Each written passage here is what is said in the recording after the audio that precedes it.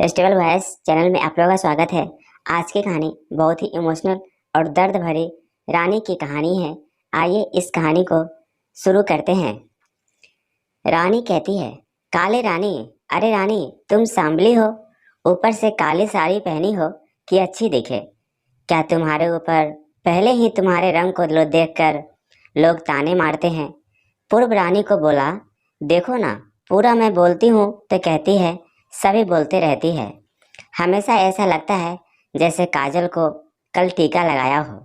पति और सभी का बोलना सुनकर जरा उदास हो गए। वह काली नहीं थी, पर पति और सभी कलर को लेकर रानी को हमेशा ताना मारते थे। क्या करे, वह गोरा और रानी होते हैं ब्लैक और वाइट। जोड़ी बोलते थे, दोनों को अगर कोई कलर को लेकर बोलना हो तो उसे जरा भी अच्छा नहीं लगता था। इसीलिए वह भी थोड़ा बहुत बोल देता था ताकि वह जितना करे, लेकिन जब वह बोलना था तो उसे इस बात का पछतावा होता था। उसकी माँ घर में हमेशा करो करवाहट रखती थी। आज भी वैसे ही हुआ। घर में उत्सव के माहौल में रानी से बात की तो वह थोड़ी घबराई हुई थी। उसका चेहरा भी शांत था। पूरा वास्तव में खुद पर शर्मिंदा था। अपराधी की तरह बैठने के बजाय काम के लिए बाहर आया। कई सारी महिलाएं काली साड़ी पहनकर सड़कों पर चल रही थी। हमेशा ही गोरी थी, सभी अच्छी लग रही थी। पूरा किसी कम से कम बाहर गया। उसका बचपन का दोस्त विक्की और उसका पूरा परिवार साथ में था।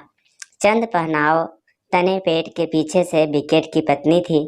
उसने पीछे से एक आवाज जाए प्रतिज्ञा दे दे, अच्छी दिख रही हो आप, आपकी साड़ी भी अच्छी है और आप भी। प्रतीक्षा के चेहरे पर खुशी आए। उससे ज्यादा विक्की खुश हो गया। सीधे ही पूछ लिया, पूछो तुम्हारे माँ से, जो भी है मैं तुम्हें उसका उत्तर देने के लिए तैयार हूँ। पूरा पहले हड़बड़ाया, फिर वह बोलने लगा कि नहीं नहीं, ऐसा कुछ भी नहीं है। लेकिन पूर्व से कहा, तुम मुझे नहीं जानते हो कि मैं लोगों का माँ कितने अच्छे से पढ़ सकता हूँ। तुम तो मेरे बचपन के मित्र हो। तुम्हारे माँ की बात भला मुझे छुपी रह सकती है। तुम्हारा सवाल भी मैं ही बता देता हूँ। तुम सही सोच रहे हो ना कि मेरी पत्नी जो रंग से काली है और आज उसने काली साड़ी पहन रखी है, फिर भी और मैं इतना खुश कैसे। पूरा सबको शांति से सुन रहा था और कुछ भी बोल नहीं रहा था। विक्की बोला, काला रंग ऐसा रंग है जिसमें दुनिया का कोई भी रंग मिला कर दे वे कभी नहीं बदलते। यानी कि किसी और रंग की संगत में वह अपना अस्तित्व कभी नहीं छोड़ना है। इसी प्रकार प्रतीक्षा विधि से एकदम उसे कलर के जैसी है। कभी भी रंगीन ना होने वाले लड़की ठीक होती है तो चूहा या वाघ का होते बोलते हैं। क्या क्या नहीं बोलते लोग। ताना करने वाले मरते रहे। हमें हमेशा खुश रहना चाहिए। वही मैं अब कर रहा हूँ। वह सुबह मुझे बोले, मैं कैसी दिख रही हूँ, अच्छी लग रही हूँ। तुम ऐसा बोलने पर उसके चेहरे पर वह कोलगेट स्माइल देखकर मुझे सकारात्मक ऊर्जा मिले। घर से बाहर निकले तो सभी बोलने लगे कि अच्छी लग रही हो भाभी। हम दोनों ने अच्छे माँ से बात सोच कोई एन कोई तन करने के लिए बोला ही होगा। सुधार कर उसे माफ़ी मांगनी होगी। उसने हंसते हुए अपना कम निपटा कर वह एक साड़ी की दुकान पर गया। रानी के लिए उसने काला रंग की साड़ी ली और घर गया। घर जाने के बाद जान सान बैठी थी। उसने रानी को आवाज़ दी और साड़ी उसके हाथों में दे दी। रानी जरा अलग ही लगा। उसने पूर्व की ओर देखा। उसने बहुत खुलकर देखा तो काला रंग की साड़ी थी।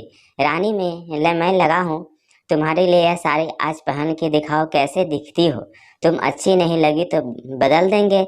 साड़ी को देखने तो दो, कैसे दिखती हो तुम इस रंग में। रानी को जरा अच्छा लगा।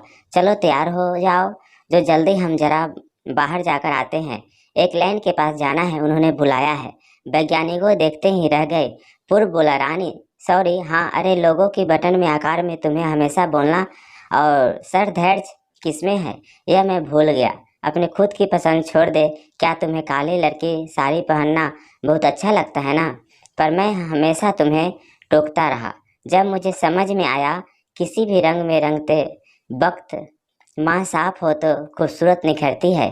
तुम चाहती हो तो वैसे ही जियो। मैं कभी भी तुम्हें नहीं बोलूँगा। और हाँ, सचमुच सुंदर दिखती हो तो तुम्हारे रंग पर अच्छा खेलते हैं। और उसके बदले हुए विचारों में पूरा हुआ था। खूबसूरत दिखने के लिए खूबसूरत दिखाना ज़रूरी नहीं, बल्कि अगर मैं सुंदर हूँ तो इससे कोई फर्क नहीं पड़ता। कैसा लगा यह काली रानी की कहानी कमेंट करके ज़रूर बताएं। और आप इस चैनल पे नए हैं तो कृपया इसे लाइक शेयर और सब्सक्राइब कर लीजिए। Thank you.